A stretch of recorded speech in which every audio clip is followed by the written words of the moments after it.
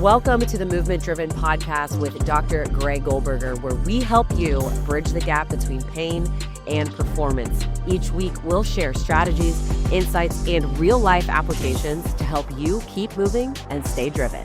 Now, let's get into this week's episode of the Movement Driven Podcast. Hello, everyone. Welcome back to the Movement Driven Podcast. I'm Dara here with Dr. Greg. How you doing today? I'm doing well. How are you, Dara? Doing good. We today are going to talk about being fit at any age.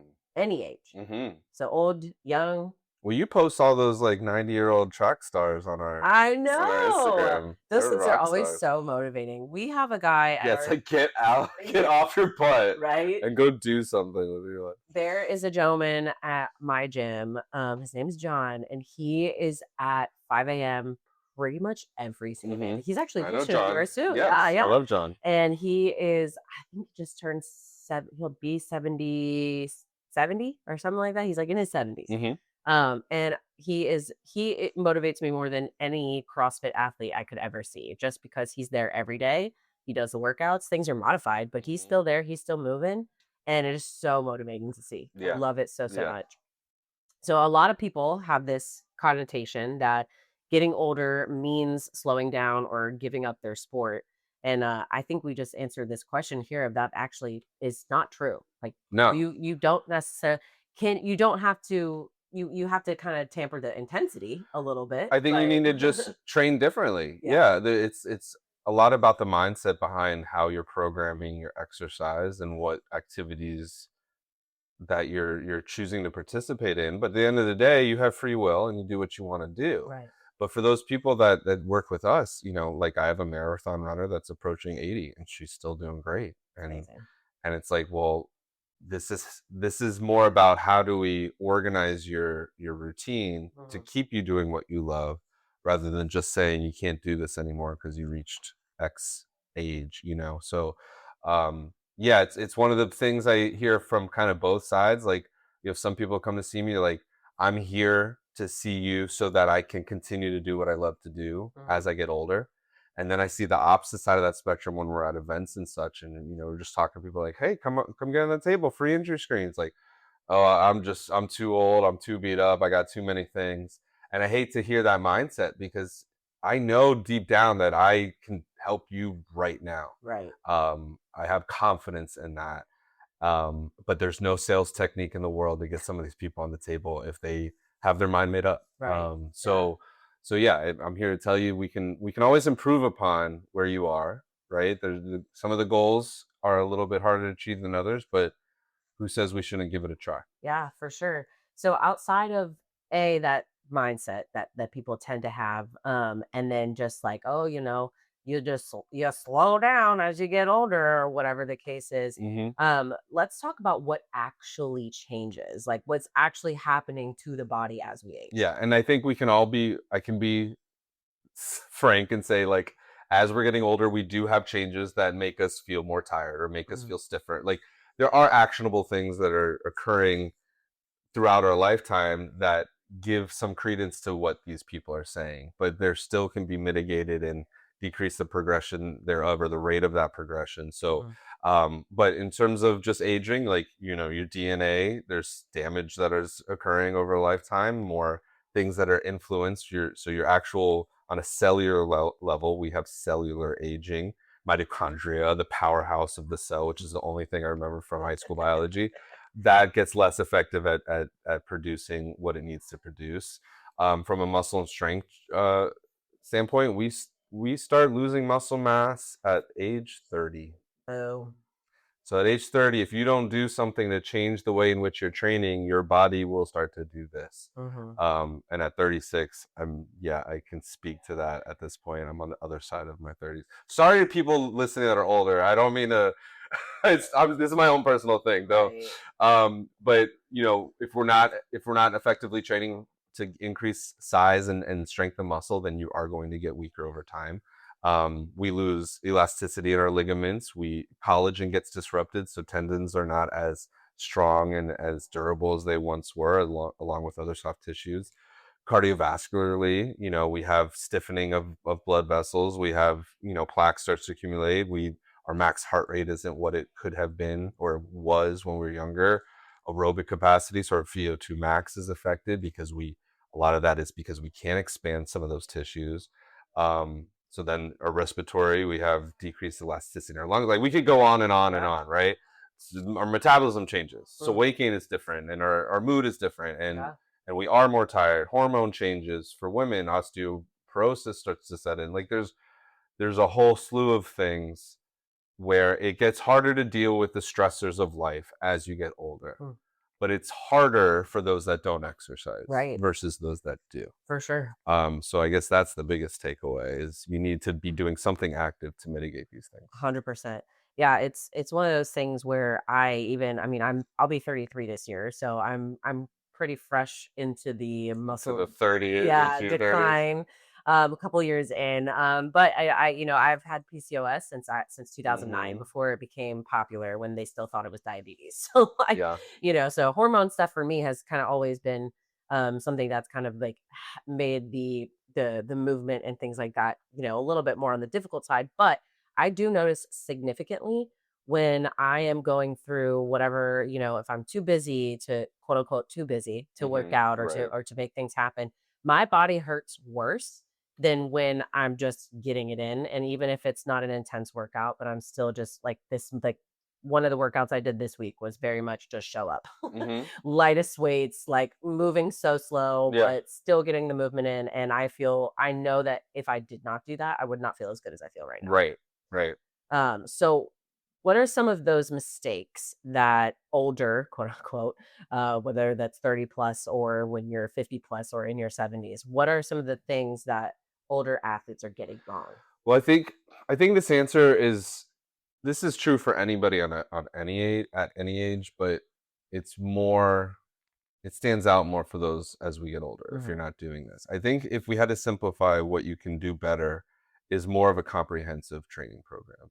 So too often, even though like we primarily see active people, they are active in the one thing that they love and they don't necessarily have as comprehensive of a program as we would like them to have. So what I mean by this is my runners don't strength train enough. My CrossFitters don't do enough mobility work or slow it down sometimes. My golfers don't do enough of anything but golf, frankly. As an average, there's some that are beasts in the gym. But for the most part, the golfers I see, their main activity is golfing. And if you want to continue golf, because golf is that sport that you can do in your 80s pretty well even. But if you're not doing that accessory work and that mobility work, then something goes wrong. So I think the biggest mistake is just like zoning into one hobby or one type of workout and avoiding the strength training, avoiding the mobility work, and not knowing how to dose these things for themselves, how often to do it, how many reps, all that kind of stuff. And then I think another big one is just ignoring recovery in general. It's all about the work, and the active rest is just as important part of that process. I don't know how often I have to tell people, like, maybe add in a nice stretch day. Right. And it's not necessarily saying that, like, I'm not telling them to stretch for the sake of increasing muscle length. It's just more of like your body needs rest. I'm not telling you to sit on your butt, but go do some stuff. But hey, by the way, your mobility is lacking too. And these are some of the things that I think you should focus on. But I think if we had to generalize it, it's get into the gym, do multiple types of training, cross training, do Pilates, do yoga, go for a run if you're not a runner. Like all of those things are going to help kind of all of those systems, maintain themselves and reach longevity, which is, I think, most people's goal. Yeah, absolutely. So I think good kind of a mindset here to think about was be like that your sport is not your training, it's your performance. Right. It's everything you're doing to get to show up to the tee or to show up, on the line to run the race and things like that to prepare for what it is that you love. Well, and I think sometimes some people don't necessarily have an active hobby. Their hobby is working out, and they like to work out, and they like to be fit, and they don't necessarily play a sport or anything. They're not a runner, but they like to go to F45. They like to go to Orange Theory and just get a good workout, get their pulse up, get a sweat in. And I think even that, like, I think a lot of people would think of F45 or something some of these gyms as really comprehensive because they do a lot of different movement patterns. But sometimes we get too caught up in the head of I need to go faster, I need to sweat harder, I need to be more out of breath so I can burn calorie. Like it's not always about calorie burn. I mean, maybe that's some people's first priority when they join gyms like that, but if your priority is longevity, then we need to slow down movements. I think that's probably one of the biggest things I see is like too much fast movement, especially as we get older. We need to load the tendons in a specific way. Mhm. We need to make sure balance is as good as it can be as we get older. So I think slowing down some of these movements and really working on what the literature actually says builds strength and builds balance and builds control is just slower movements in general. We don't have to go fast, fast, fast, and just think like there's other ways to get a good workout in, I guess. Yeah, for sure. So let's talk about examples of, maybe older athletes or just athletes in general playing longer than ever. What is Yeah, it's what is kind of that kind crazy what's of going on. I mean, yeah, the active one that everybody plays. You gotta think about when they hear this episode is LeBron James, what he's doing in the NBA right now, 41 is yeah, ridiculous. Like he has better numbers than he did in what people consider his best year, um, when he was like 33 years old or something, yeah, 32 or something like that. So I think but I think it's a testament to the knowledge that we have is yeah, different than what we had 30, 40 years ago. The technology has advanced, nutrition, we know so much more about how to train and treat our bodies. mhm, And so when we're talking about comprehensive program, this is something LeBron's been doing since he was 18. yeah, He's had um, those resources afforded to him, and he's taken every little advantage of it. yeah. I'm sure there's some God-given genetics that have Sure, sure. obviously contributed to his success, but Yes. it's not for lack of hard work. Right. To be able to. I saw a clip of him talking the other day. He was 33, and his son's 13. And it's like, oh, do you ever play with him? And he was shaking off like, what are you talking about? My son's 13 right now. You think I'm gonna play with him? Like we'll see what it feels. And now he's been doing it for like 2 or 3 years, and they're in the playoffs. It's pretty remarkable. Good for him. Even though I'm a petty Heat fan, and he left me up in the dust. Anyway, you take that across sports. You look at what Messi and Ronaldo are still doing on the Yeah, soccer pitch. You look at yeah, what Federer and Djokovic and Nadal did in their 30s when it used to be like Pete Sampras was old at 30 yeah, and he was done, and Serena's still doing like tennis is hard on the joints, and yeah, these are um, hard sports to be doing for not just 20 years of adult life, but they've been doing them since they were 5. right. They've literally spent 35 years doing these sports. And so what has that done to their body? Well, it would have done more if they weren't preparing themselves for Yeah, these sports. So I think it's just take a lesson. Hey, we don't have a personal chef and a personal chiro and a massage therapist that travels with us. Like right. none of us listening to this podcast have those things. But what we try to do at Movement Driven is give you access to those resources in our community and provide you the knowledge of where our expertise lies, where we want you to feel like you do have that as part of your team, Yeah, or at least the knowledge to make differences in your own daily life. So yeah, um yeah, I guess to be more like LeBron James is the goal, but yeah. easier said than done. Well, and not even from, professional athletes, for the person to kind of just relate, on as a regular human who is just, on the day to day. I see women all the time that, when I was in high school and college, you know, your late 30s and 40s, that was old and Right. they're washed up at that point or whatever the case is.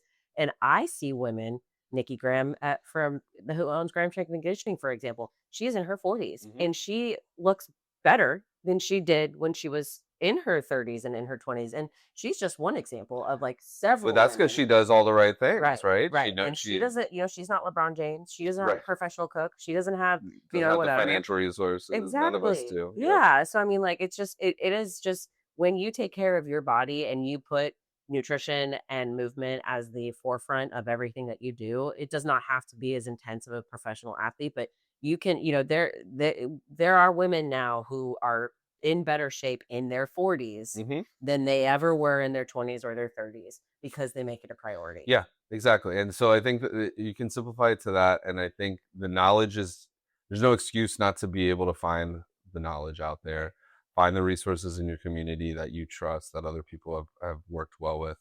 And then yeah, you can make a lot of substantial changes to your body, and I think nutrition and sleep are at the forefront, as well as movement, like you said. Mm-hmm. But like we've been saying this in this episode, it's not movement just for the sake of movement. I'd rather you just do something and then do nothing. But if we really want to enhance and create longevity, then it's doing the right type of movements and not necessarily the movements that are just going to break you down over time. Sometimes exercise just for the sake of exercise doesn't necessarily enhance every body part or every system, right? What's good for your heart isn't necessarily good for your knees. Right. So you have to balance that out by doing stuff that's good for your knees too. Yeah, for sure. Awesome. Yeah, well, I think this was a great episode, and just, something for people to kind of take away is that, like, regardless of your age, even if you haven't been doing it, since you were 5 or since you were 18, you can start now, and It's never too late. Yeah, you'll be amazed at what just, showing up 4 to 6 weeks, can really start to change, in not necessarily body composition per se, but just in the way you feel. Yeah, and then to that point, that's, as a physical therapy, that's not really something that's ever on the forefront of my mind, unless it's, listen, you're unhealthily out of shape and overweight, then I need to have that conversation with some people. But when I think of exercise, I think of it in more of like strength and mobility. Yeah. And then if you're doing those things right and you're maintaining the musculoskeletal system, then it's going to be able to do all the cardiovascular positive strain that you want to put on yourself. Yeah. But if you're just thinking sweat and get out of breath and burn calories, then the musculoskeletal system will break down eventually. So you just change the intention sometimes. Yeah. No, my goal when I'm 80 is to be able to sit on the toilet and stand back up by myself without having a. Let's make that your 90. All right, that's your 90-year-old goal. Let's make your 80 like you're still doing something really active. Yeah. It's like true. That, and I think that's even what people are thinking, like, oh, I'll just be blessed to do this. 80 could be, with all the technology, the 80s could be young if you start now. Like, you can feel really good at 80. Yeah. Like running marathons if you wanted to. I would love to see it. We'll have to check back in 50 years. All right. Hopefully the podcast is still on. All right, Dr. Greg. Well, thank you so much for this episode. As always, you can find us at movementdriven.com. If you're in the Jacksonville area, please book a discovery call. With our specials for podcast listeners, you get $79 for your first initial eval. Keep you moving, and that way you stay driven. So thanks, Dr. Greg. We'll catch you on the next one. See you guys. Thanks for tuning in to the Movement Driven Podcast with Dr. Greg Goldberger. Want to see how we're helping people in Jacksonville bridge the gap between pain and performance? Head on over to movementdriven.com. Until next time, keep moving, stay driven.